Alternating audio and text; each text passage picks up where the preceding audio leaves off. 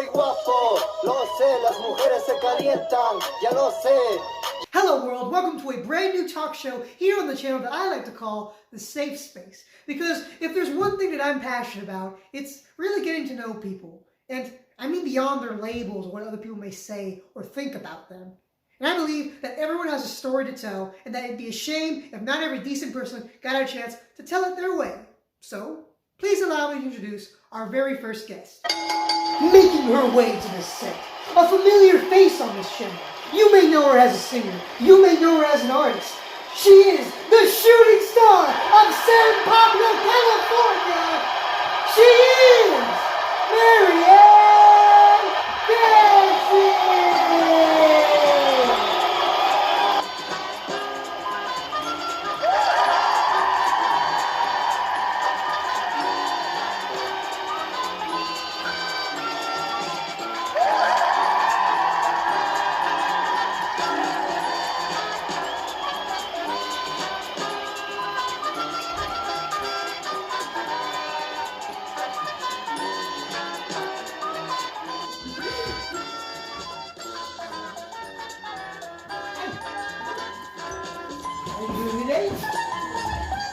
How does it feel to be the very first guest here on The Safe Space? I feel honored. It's nice having me here. Yeah, you're very well deserving of everything you've done for this channel, all your years of friendship. So it's an honor for me too to have you here. Now, I want to start by talking about your singing, since that's what our viewers are more familiar with. That's what I'm more familiar with, to be honest. You are easily one of, if not the best singer we've had on this channel. So my first question is, what is the thought process that goes through your head whenever you have to record yourself singing?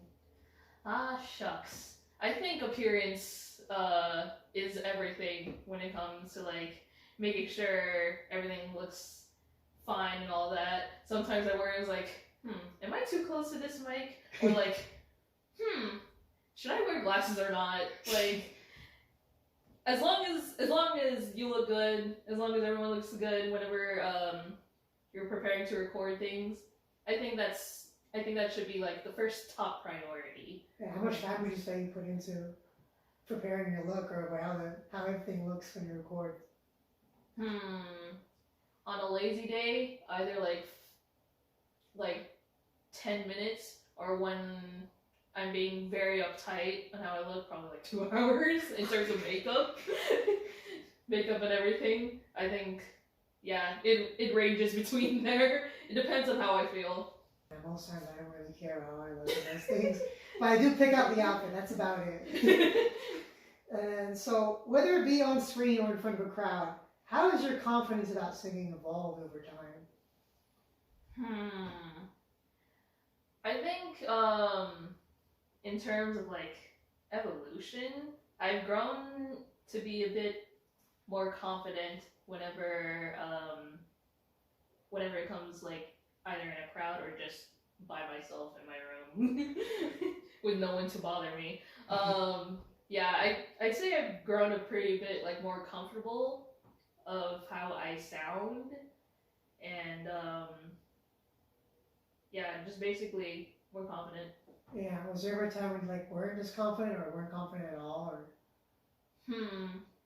yeah, there were times where I would be like out of bed, and then I was like, okay, I have like a song that I've been dying to like sing a cover on, blah blah blah, something like that, and then like either from the beginning or like mid-recording, I'll be like, it doesn't seem right, and it came from like simple like, it doesn't feel right, to like, yeah, I give up, let's do this tomorrow. Okay, how much does it matter to you who your audience is? Like, for example, does the experience differ when it comes to family, friends, classmates, or just like singing to the public? I think it's more of like just singing to the public. Whoever wants to tune in, they can tune in. However, wherever, whenever they want. Whether it's like just with their families on the couch on TV, or just someone in the bathroom taking a deuce while watching on their phone. We don't even know who you are. But we know you're out there. We all do it. Is there like anyone who like if they're seeing you sing or if you know they're gonna see you sing, you're like, oh God, I gotta think about this, or I gotta like, oh God, what will they say? But like, oh, you like your mindset maybe shifts a little at all, or no? I think in terms of like whenever I'm like out in public, there would be like one person who would be like, "Oh, I've seen you from like Marco's videos. You did pretty well." It's like, "Oh, really?" And it's either like two things, like either that's out of like genuine, genuine admiration or concern. Concern like this stranger knows me. That's so cool though. I always hoped for that to happen. That makes me happy that you guys get recognition for your singing. But like, to be honest, I didn't really imagine like how it was like for you guys after participating in those songs. Yeah. I think it was only like that one encounter, but that's about it. It was like from like a casual conversation. We're like, "Oh, you know Marco?" I was like, "Oh yeah, we were friends for like years." I'm like, "Oh, I seen you in your videos." Like, "Oh, okay, cool." Oh my God, someone watches my videos. They're probably watching right now. Please comment if you're that person. Let us know. We remember you. Well, she does.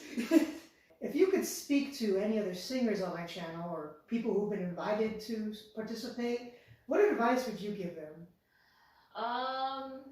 Number one advice: just be comfortable of your space. Be comfortable with how you're positioned and everything. It's like, if it looks nice enough, it's nice enough. And like, if your voice is like in a really weird like pitch, it's okay to just do it again. Like, take as much retouch, re-records and everything. Probably so much that your phone will probably be screaming for storage issues, but take as much as you need. As long as you get the perfect shot, you're fine. Yeah, I just heard you guys feel good about your singing, you know? Yeah. For me, I don't really care how I sound because I'm like, I'm not even the main singer. I'm just the guy who got this all together. If I sound like shit, oh well. Everyone else is here too. So I try not to worry too much about that. But yeah, at the end of the day, just as long as you feel good about your recordings. I would hate it if you guys like weren't feeling good about participating or like they didn't feel good about what you sang. And like, because I want you to be like, oh wow, I'm gonna be in the video. Everyone's gonna see how I did. Now I know you dabbled in songwriting before. What can you tell us about the context of those songs and the intentions behind your lyrics? Ooh, that's a good one.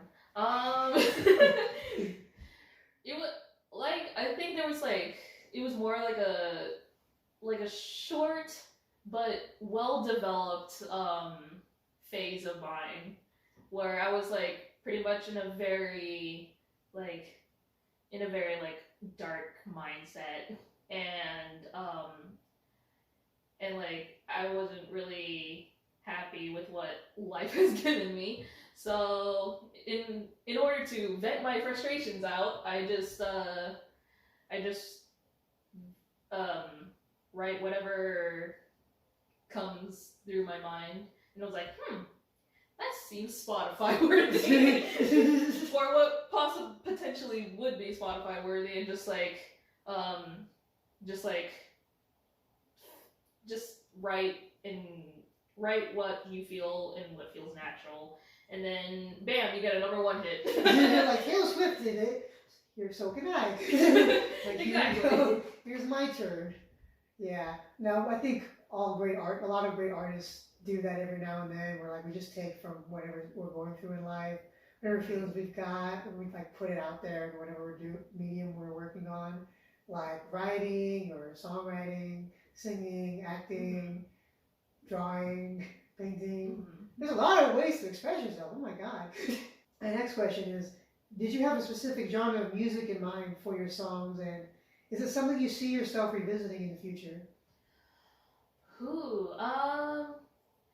What most people don't really know is that, like, I think during around middle school, I actually used to have a SoundCloud account, and I would just be like whenever it comes to like recording a song, I would actually sneak into my parents' bedroom, like go into their laptop and like have like a karaoke version pop up and let that just be the background music, and I would just have like this potato of a phone of mine and just record it through there. Oh my god.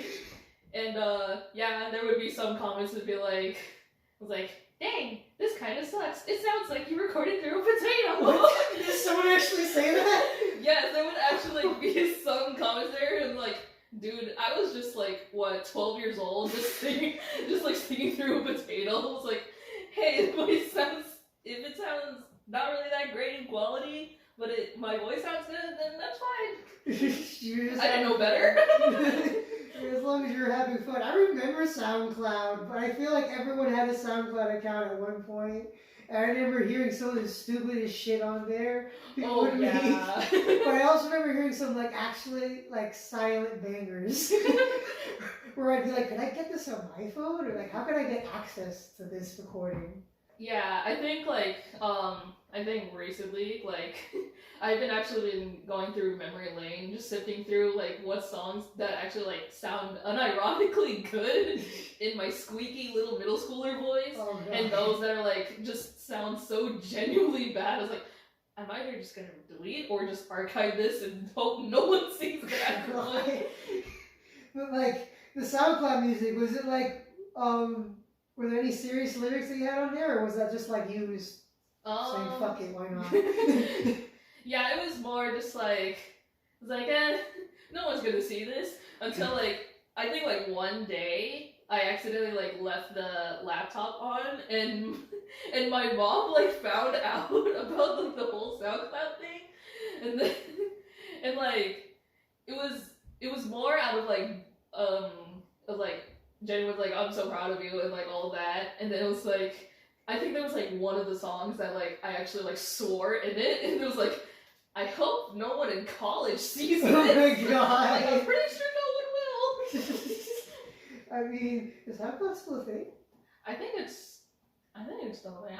I'm not sure. I think it's mostly just a place for like, whatever like people that make music on TikTok like would make something, and then people would be like, hey, put it on Spotify, but like the thing is like, oh, but the beats that I had is pretty much copyrighted, and Spotify doesn't like that, so we'll put it in SoundCloud instead. Like, you didn't do that. That's a fair compromise. Yeah, I found that a lot in a few videos that I've seen. Yeah, they don't mess around with copyright. Yeah, no, I know. I've got so many copyright claims, and like, I had to take a whole short down. I felt really good about it. Oh, that was my best short. No, wait, let me keep it. No! All because I used a classic wrestling clip. They don't know how much I love them. This is the most abusive relationship I've been in. What is it that you get out of art that you don't really get out of singing, songwriting, or anything else, really? I think when it comes to like drawing and like singing, I think there is pretty much a clear difference. Because I think when it comes to art, whenever it comes to a piece that like looks really good so far, it may take upon like days and days of like perfecting it. And to be honest, I should have applied this to my singing too, but here we are.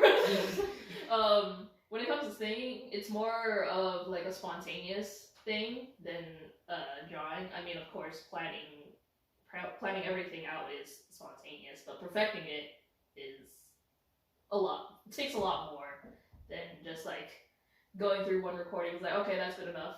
Moving on. It takes a lot more thought and effort, like for art than it does for the singing. For Mm-hmm. Yeah. I can see that. Yeah, no, that's why I'm not doing art so much.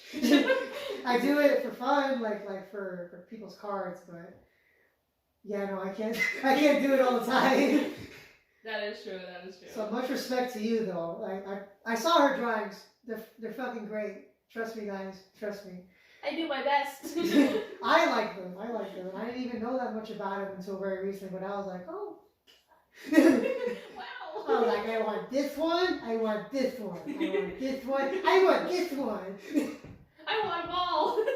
this video is going to end with me buying all their artwork, probably. Just kidding. And with that, we're going to take a short break.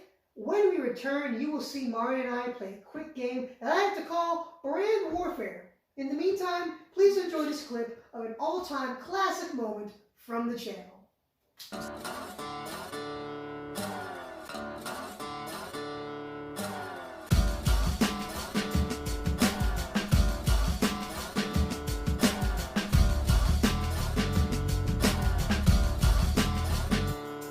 In the time of chimpanzees, I was a monkey. Butane in my veins and a mouth that kept the chunky with the plastic eyeballs. Spray paint the vegetables, dog food stalls with the